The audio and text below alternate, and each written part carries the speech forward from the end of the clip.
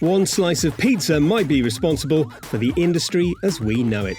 Let's explore how Pac-Man changed gaming.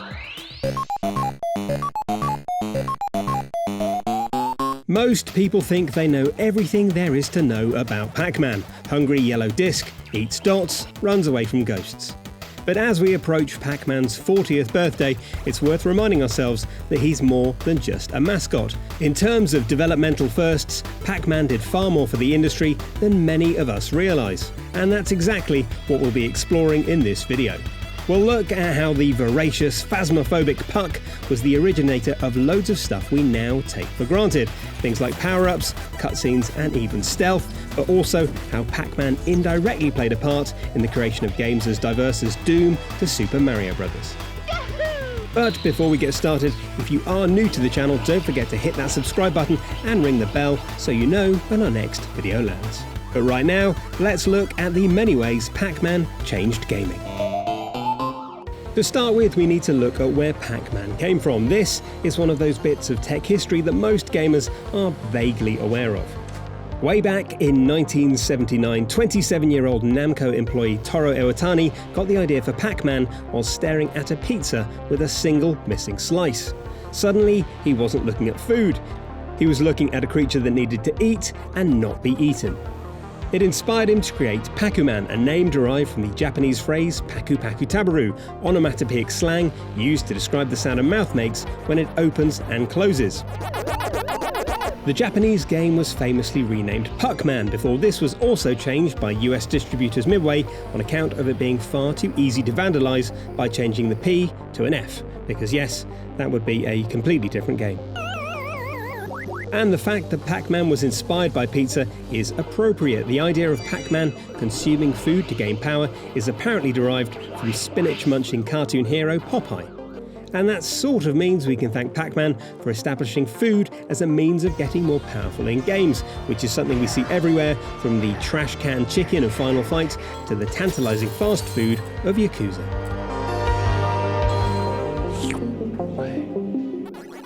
Being the first maze chase game might not seem like a big deal now. What even is a maze chase game, you probably ask? But that's a bit like laughing at Alexander Graham Bell while you watch this video on your phone. Pac-Man's success led to an explosion of similar titles in the years that followed, including Snack Attack, Dig Dug and more. Even Pac-Man's semi-sequel, Ms. Pac-Man, was inspired by an attempt by US distributor Midway to follow up on the success of the arcade title with their own game, which began life as something called Crazy Otto. More on that in the next entry. But the really big thing here is that the 2D original also inspired 3D versions of the same concept, such as Monster Maze, Spectre and early first-person shooters, and you can probably see where this is going. Doom developer and general gaming legend John Romero cites Pac-Man as one of the biggest influences on his career, to the point that there's even a Pac-Man level in Wolfenstein 3D. So without Pac-Man we might not have had Doom, and without Doom, well, life as we know it would probably be unrecognisable, so let's try not to think about it. You might think that attempts to court the broadest possible demographic of gamers is a relatively new thing, but perhaps it's time to stop thinking that. Pac-Man was specifically designed to help break boundaries, whether they were generational or gender-based. Every aspect of its creation was designed to make playing video games more socially acceptable. The aggressive elements of more militaristic coin-ops were swapped out in favour of the universal appeal of eating. The cute ghosts were even designed to appeal to a Japanese female audience. The fact that Pac-Man was a mascot also helped. Until now, video games didn't really have a face. But now, there was a crisp, marketable character associated with the burgeoning hobby. I'm not saying that without Pac-Man we wouldn't have the likes of Lara Croft or Sonic, but this is where that seed was planted. This broad audience also influenced the sequel. Ms. Pac-Man began life as an enhancement kit for Pac-Man called Crazy Otto, created by programmers employed at the General Computer Corporation.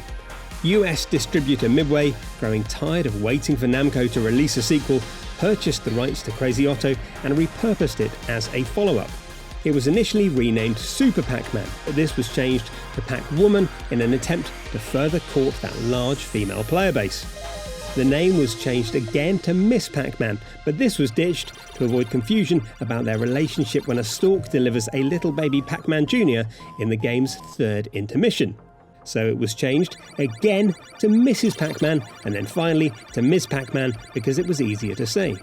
So over the course of just 2 weeks, the name went from Crazy Otto to Super Pac-Man to Miss Pac-Man to Mrs. Pac-Man to Ms. Pac-Man.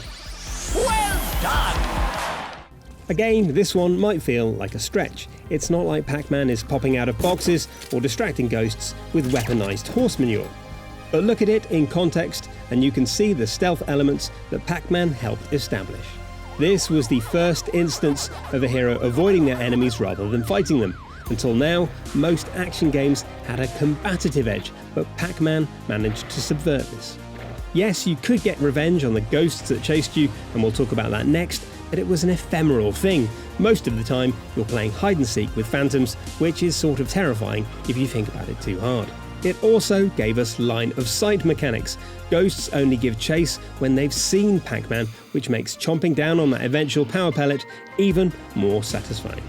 This is what you get, Clyde. This is what you get.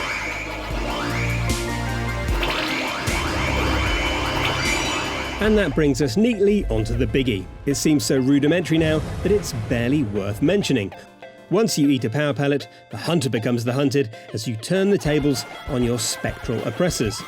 The very idea of a power-up is so ubiquitous in games that it's hard to pinpoint a single vivid example because they're everywhere.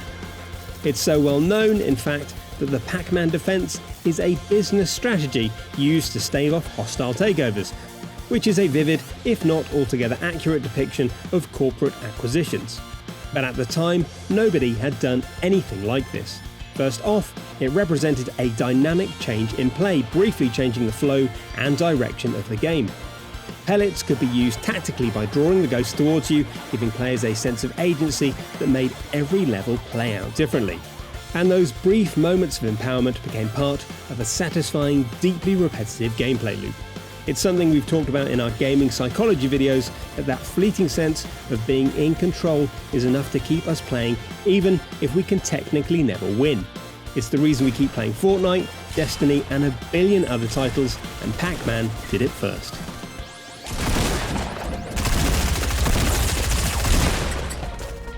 Next we've got the cutscene, and yes, I am being 100% serious. It's scarcely possible to imagine games without them, whether it's the relentless cinematic narrative of something like Metal Gear Solid or the swaggering action movie bravado of Devil May Cry. And truthfully, someone somewhere would probably have popularized the idea if it wasn't for Pac-Man, and in fact, Space Invaders Part 2 had already employed a similar between-level intermission back in 1979. But you're not watching a video about Space Invaders Part 2 because it didn't change the landscape of gaming. These little animations between levels are a further reminder of all the groundbreaking things present in the Namco coin-op. It's a way of imparting more personality into characters that would otherwise be blob-like voids. And it's an endearing palate cleanser before you dive back into the relentless, pill-chomping murk of a new level. Our final entry is an unusual one because it's more of a knock-on effect caused by Pac-Man's roaring success. By 1982, 400,000 cabinets had been sold in the US alone. Pac-Man remains the highest-grossing arcade game of all time, having taken over $2.5 billion by the 1990s. But when home console manufacturer Atari tried to swiftly capitalize on that success, things went very, very wrong. CEO Ray Kassar licensed the game for the Atari VCS with an extremely short development time in order to hit shops in time for Christmas 1981. The resulting game, actually only released in 1982, is a disaster, stripping away everything wonderful from the original. Atari was so confident of its success that they manufactured 12 million cartridges, and they still had 5 million cartridges left when the game stopped selling and consumers started asking for refunds. Worse still, Atari followed this up with the disastrous ET conversion, contributing towards a huge crash in the home console market that many experts saw as the end of the consumer's appetite for video games. Thankfully, we know they were wrong. The cleansing of Earth is a necessary step on the path to a brighter tomorrow. And finally, as an added bonus, we've got Pac-Land. The side-scrolling follow-up is one of the few sequels that creator Toru Iwatani was directly involved with, and it's the often forgotten foundation of many platforming games that followed. The likes of Ghosts and Goblins, Alex Kidd, and Wonder Boy all owe a creative debt to Pac-Land. But most notably of all, Iwatani is on record saying Shigeru Miyamoto told him Pac-Land was the direct inspiration for the original Super Mario Bros. So there's that as well.